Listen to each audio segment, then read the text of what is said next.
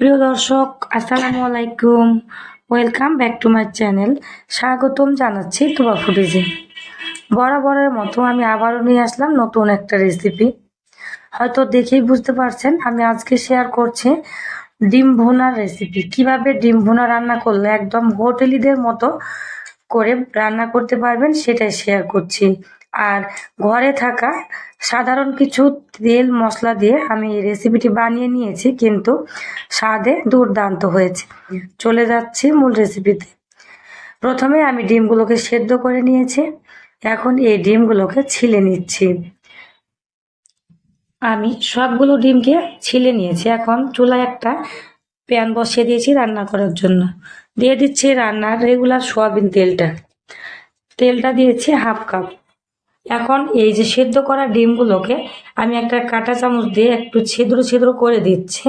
এভাবে করে দিলে কিন্তু ডিমটা ভাজার সময় ছিটবে না, এক কথায় চোখ কানা হয়ে যাওয়ার ভয় থাকবে না। দিয়ে দিচ্ছি 1 চা চামচ লবণ, হাফ চা চামচ হলুদ গুঁড়ো। তারপরে অ্যাড করে দিচ্ছি ডিমগুলোকে দিয়ে দিচ্ছি। এখন এই ডিমগুলোকে আমি ভেজে নেব। তবে অবশ্যই ডিমগুলোকে কাঁটা চামচ দিয়ে কিংবা কোনো একটা চামচ দিয়ে এইভাবে ছিদ্র করে দিবেন কুসুম পর্যন্ত। সেক্ষেত্রে ডিমগুলো আর ফাটবে না, এক কথায় ছিটে যাবে না। আপনারা নিজেদের পছন্দ অনুযায়ী ডিমগুলো ভেজে নেবেন। ডিমগুলো ভাজা হয়ে গেলে এখন আমি তুলে নিচ্ছি। বাকি তেলটার মধ্যে আমি সম্পূর্ণ রান্নাটা করব। তার জন্য দিয়ে দিয়েছি 1 টুকরো দারুচিনি, 2টা সাদা এলাচ আর পেঁয়াজ কুচি দিয়ে দিচ্ছি হাফ কাপ পরিমাণ।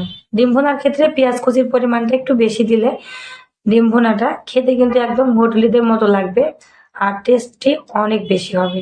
হাফ চা চামচ আদা রসুন বাটা দিয়ে দিচ্ছি। আদা রসুনের কাঁচা স্মেলটা চলে যাওয়া পর্যন্ত ভেজে নিচ্ছি।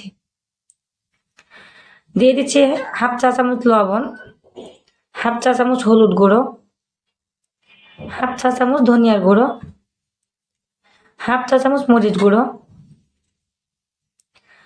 আর হাফ চা চামচ ভাজা জিরার গুঁড়ো। এই শুকনো উপকরণগুলোকে দেওয়ার পর আমি আবারও নেড়ে চেড়ে একটু ভেজে নিচ্ছি। তবে শুকনো মশলা দিলে নিচে লেগে যাওয়ার ভয় থাকবে, যার জন্য অল্প একটু পানি অ্যাড করে দিচ্ছি। মানে নিচে যদি লেগে যায় বা পুড়ে যায় সেক্ষেত্রে কিন্তু তরকারিটা একটা খারাপ স্মেল পাওয়া যাবে আর যেটা খেতেও কিন্তু সুস্বাদু হবে না। এখন এই মশলাটা থেকে তেল উঠে আসা পর্যন্ত সময় দিয়ে কষিয়ে নিয়েছি। তারপরে অ্যাড করে দিচ্ছি একটা টমেটোর অর্ধেকটা টমেটো কুচি দিয়েছি। দিয়ে দিচ্ছি 5-6টার মতো কাঁচামরিচ। কাঁচামরিচগুলোকে আমি একটু করে চিড়ে দিয়েছি, যারা মরিচের ফ্লেভারটা বের হয়ে আসতে পারে খুব দ্রুত, যেহেতু এই রান্নাটা খুব অল্প সময় করা যায়। তারপর আমি সবগুলোকে আবারও কষিয়ে নিয়েছি। এবার দিয়ে দিচ্ছি ধনিয়া পাতা কুচি। তারপর ডিমগুলোকে অ্যাড করে দিয়েছি। এখন সবগুলোকে আমি কষিয়ে নিচ্ছি। ভালোভাবে কষানো হয়ে গেলে অল্প একটু পানি অ্যাড করে দিয়েছি। এখানে কিন্তু খুব বেশি পানি অ্যাড করার দরকার নাই। আমি 150 গ্রামের মতো পানি অ্যাড করেছি। এখন একটা ঢাকনা দিয়ে ঢেকে আমি 10 মিনিট চুলার তাপমাত্রাটা মিডিয়াম টু লো আঁচে দিয়ে রান্না করে নিয়েছি। ফিরে আসলাম 10 মিনিট পর।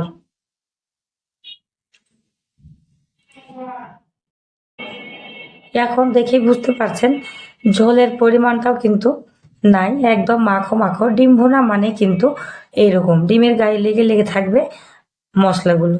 আমার কিন্তু রেসিপিটি তৈরি করা হয়ে গিয়েছে। আমি আশা করছি আমার আজকের ডিম ভুনা রেসিপি আপনাদের কাছে খুবই ভালো লাগবে। যদি ভালো লাগে আমার চ্যানেলটিকে অবশ্যই সাবস্ক্রাইব করবেন আর সম্পূর্ণ রেসিপিটি দেখার অনুরোধ রইল।